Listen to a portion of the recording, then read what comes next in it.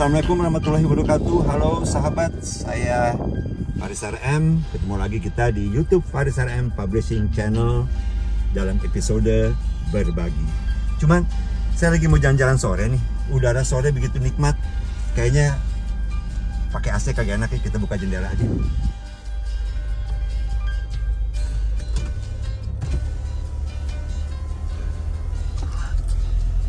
Oke, berbagi kali ini saya akan mengajak Anda untuk dengan topik informasi milenial. Informasinya seperti apa? Yuk kita ikuti sama-sama.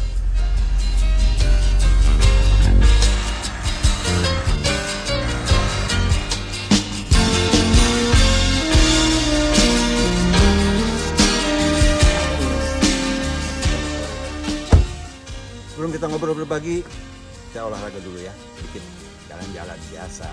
Udah tua mesti sering juga jalan-jalan dikit supaya sehat. Jangan lupa selalu minum bawa air putih agar tidak dehidrasi.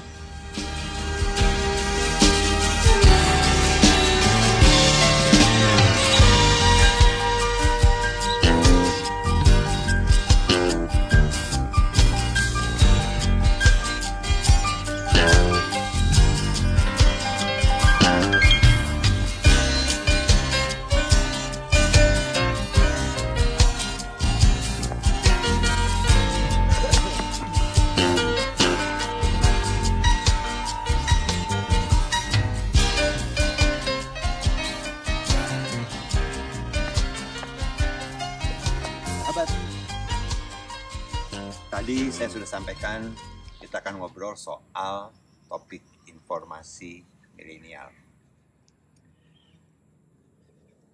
Akhir-akhir ini, sahabat, kita tahu ya berbagai peristiwa ya, baik terkait masalah hukum, ya, pelanggaran hukum, baik terkait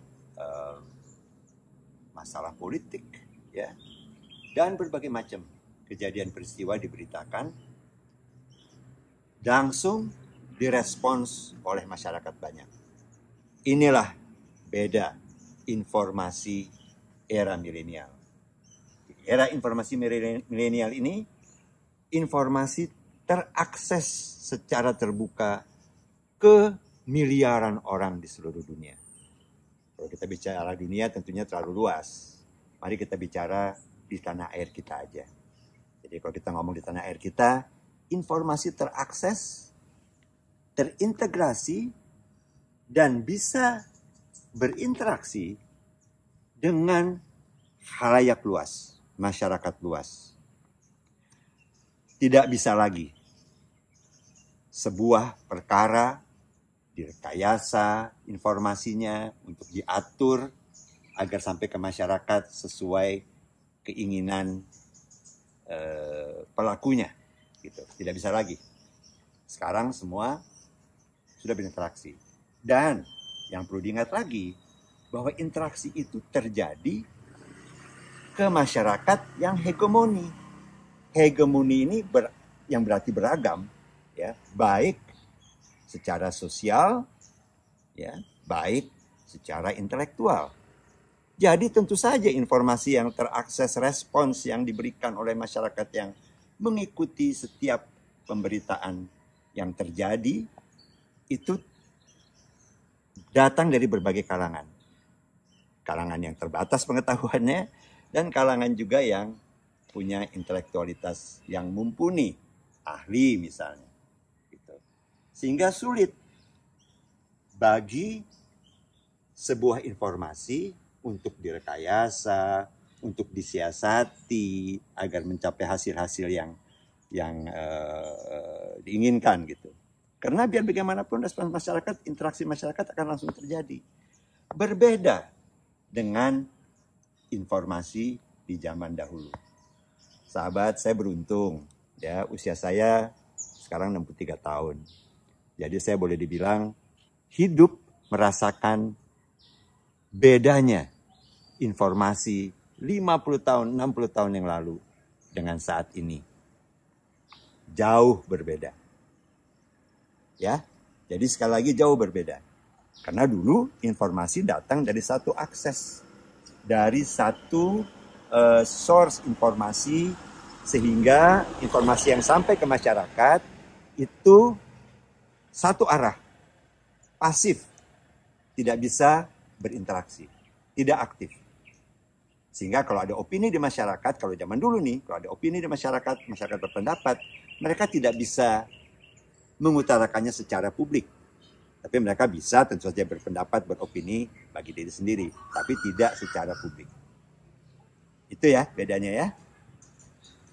Mari kita tinjauan sejarahnya. Yuk, saya jalan lagi deh.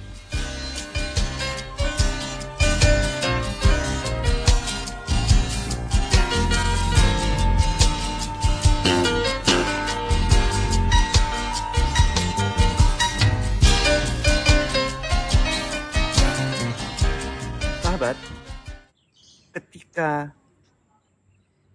Republik Indonesia diproklamirkan oleh Bung Karno dan Bung Hatta di tahun 1945, 17 Agustus 1945, saat itu dunia, termasuk negara kita Indonesia, hanya mengenal dua akses jenis media.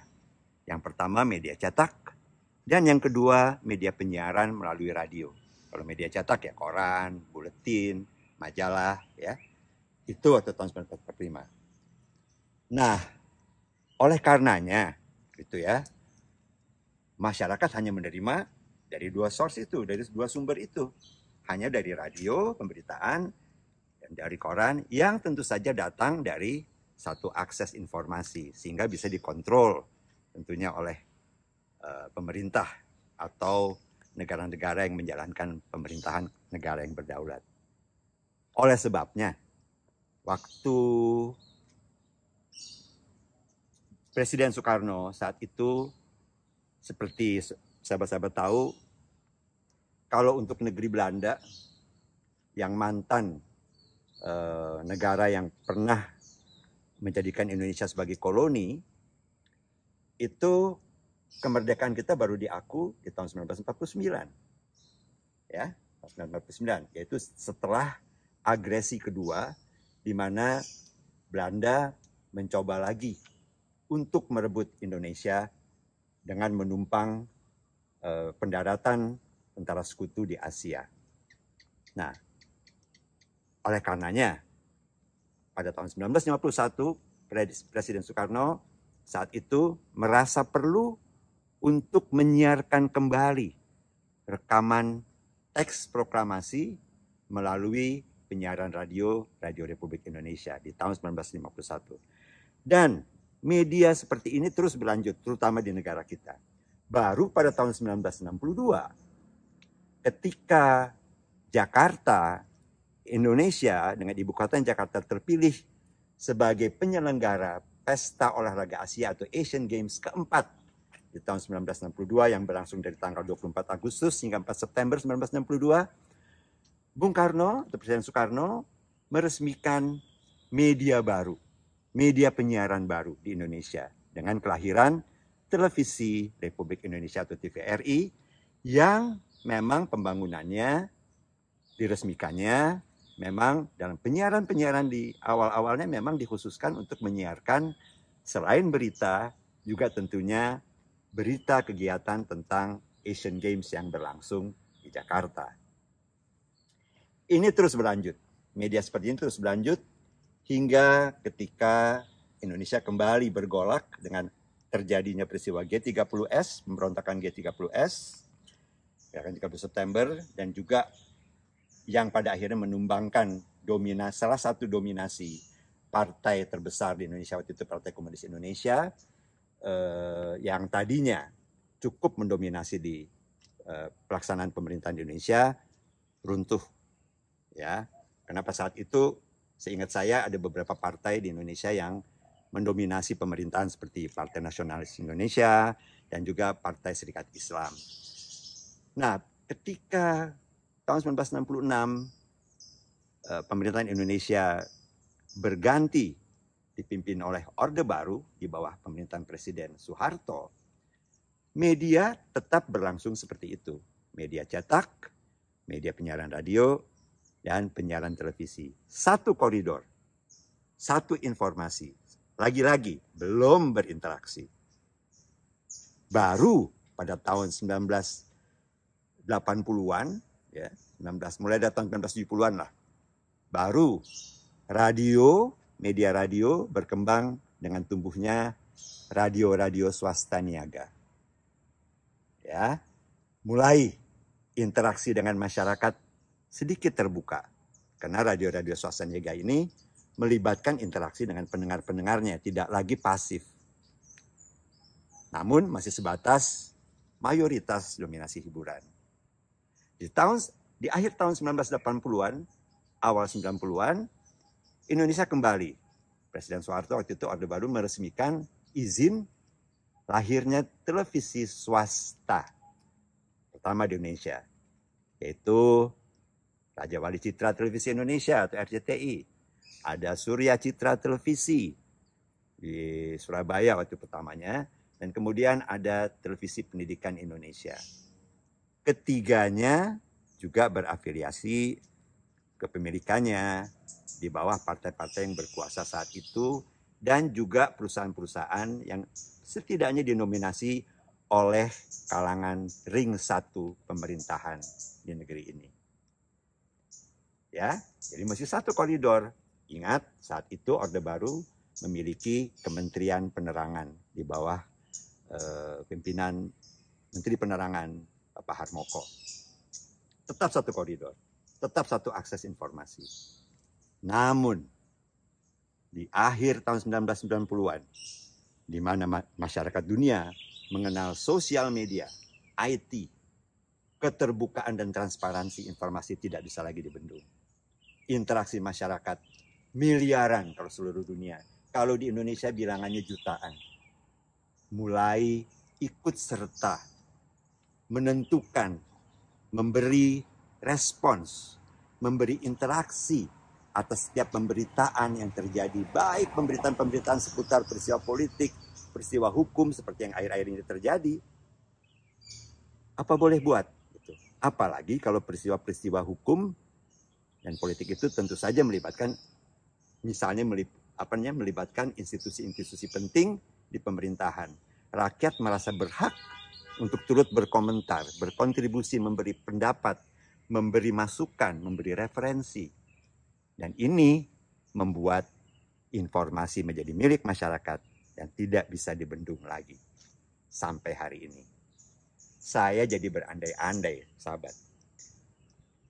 Apa jadinya kalau peristiwa-peristiwa yang sekitar 2-3 bulan terakhir ini banyak kita dengar di pemberitaan terjadi zaman dulu.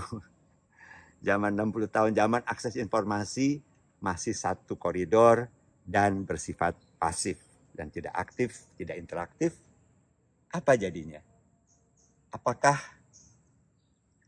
peristiwa-peristiwa tersebut, pemberitaan-pemberitaan tersebut masih dapat diatur oleh pihak-pihak yang berkeinginan mengatur?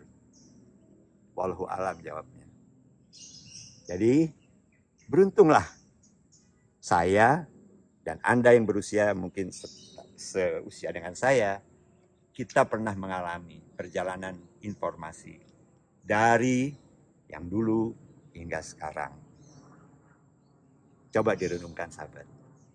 Saya Faris RM untuk berbagi kali ini dalam topik informasi milenial di YouTube Faris RM Publishing Channel. Dan insya Allah senantiasa selalu sehat dan sejahtera dalam lindungan Allah Subhanahu wa Ta'ala.